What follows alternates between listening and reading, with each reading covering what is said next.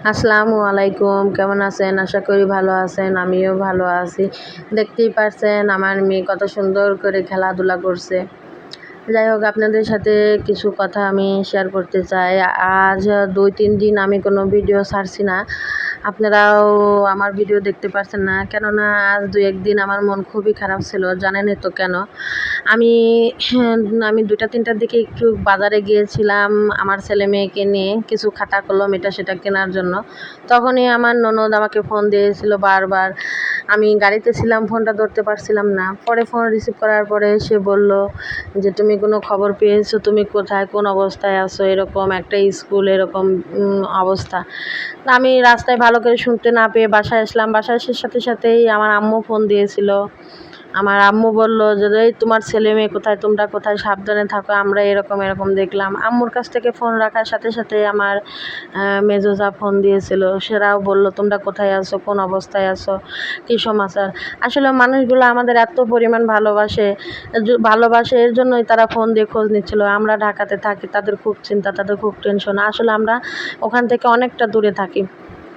এরপরে আমরা যখন রাত্রে ৭টা-৮টার সময় যখন বাসায় আমি ফিরছিলাম, ফেরার পরে যখন আমি দেখলাম টিভি খুলে যখন দেখলাম, তখন এই মর্মান্তিক মানে এই অবস্থাটা দেখে মানে চোখ দিয়ে পানি আসার মতন। তখন আমার ছেলে মেয়ে সবাই আমরা বসে এটা দেখলাম।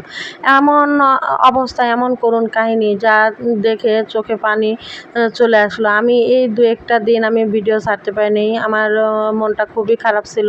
হ্যাঁ, আল্লাহ যাদেরকে নিয়ে গেছে তাদেরকে যেন বেহেশত নসিব করে, তাদের মাদের যেন আল্লাহ ধৈর্য দান করে।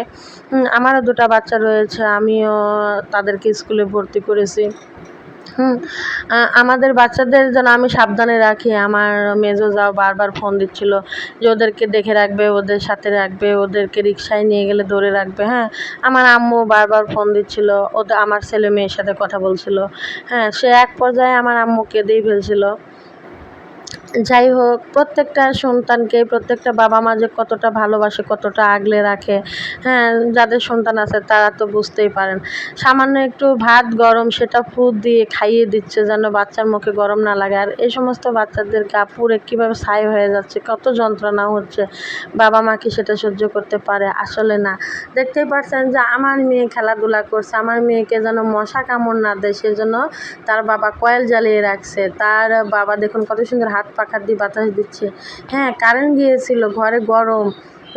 মেয়েকে নিয়ে পুকুর পাড়ে আসছে ঠান্ডা বাতাস যেন লাগে। সেই বাতাসে মেয়ে কি ঘেমে যাচ্ছে বলে পাখা দিয়ে বাতাস দিতেছে। মেয়েকে এতটুকু কষ্ট পেতে দিচ্ছে না। ঠিক এরকম সবাই তো তার সন্তানদেরকে ভালোবাসে, তাই না?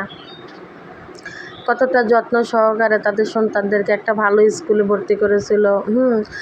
ভালোভাবে মানুষ করবে। কত জায়গার থেকে, কত জেলার থেকে সবাই আসছিল, তাই না? কে জানতো যে এরকম একটা ঘটনা হবে, এরকম সবার বুক খালি করবে। হুম হ্যাঁ, দেখতেই পারছেন যে আমার ছেলে মেয়ে কত সুন্দর খেলাধুলা করতেছে, বাবা মার চোখের মনে হয়ে রয়েছে। আর আমার আম্মু তো কিছুক্ষণ পর পর ফোন দিচ্ছে, কি করতেছে তোমার ছেলে মেয়ের গায়ে কিন্তু হাত দিবা না। হ্যাঁ, আমি পড়াশোনা না হলে ২-১টা পেটন দেই, কিন্তু সেটার জন্য আম্মু আমাকে খুব বকাবকি করে, খবরদার গায়ে হাত তুলবে না, কেননা আমার ছেলে মেয়ে বংশের প্রথম নাতি, খুব আদরের। হুম দেখতেই পারছেন আমার ছেলে আমার মেয়ে ওখানে বসে রয়েছে, খুব আনন্দ করতেছে।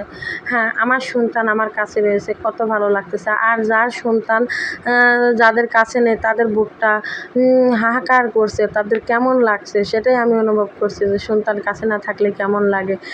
দেখুন, মেয়ের আমরা মেয়ে, আমাদের বিয়ে হয়ে গেছে, আমরা ঢাকায় এসেছি, আমার বাবা মার চোখের সামনে থেকে অনেকটা দূরে এসেছি। আমার বাবা মা কেমন করে প্রায়ই সময় বলে, "কবে আসবি? কোথায় আসবি?" একটু কথা শোনার জন্য বারবার ফোন করে।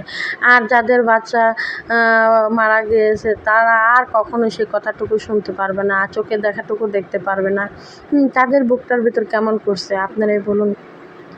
আমি এই ২-১টা দিন ভিডিও ছাড়তে পারছিলাম না। আমার খুব কষ্ট হচ্ছিল। আমার এগুলো চোখের সামনে দেখে একটুও ভালো লাগতেছিল না। সারা পৃথিবী মানে সারা গোটা দেশটাকে কাঁদিয়েছে। এত ছোট ছোট নিষ্পাপ বাচ্চাদের উপরে এগুলো হয়েছে। আর আমার ছেলে দেখুন এই যে আমাদের বাসার থেকে দৌড়ে এসে বলছে, "কারেন্ট এসেছে, চলো আমরা ঘরে যাই।"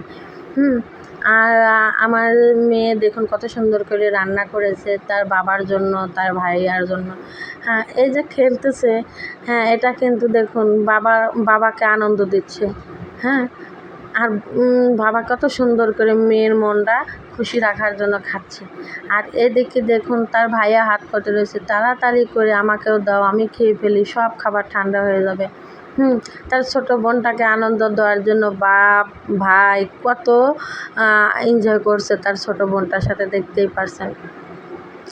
আর এদিকে খাওয়া দাওয়া করছে দেখুন আমার ছেলে, খাওয়া দাওয়া করে এদিকে পুকুরে প্লেটগুলো ধুচ্ছে। আর এইদিকে দেখুন আমার হাজব্যান্ড বসে রয়েছে, বলছে তোমরা পড়ে যাবা, উঠে আসো উঠে আসো।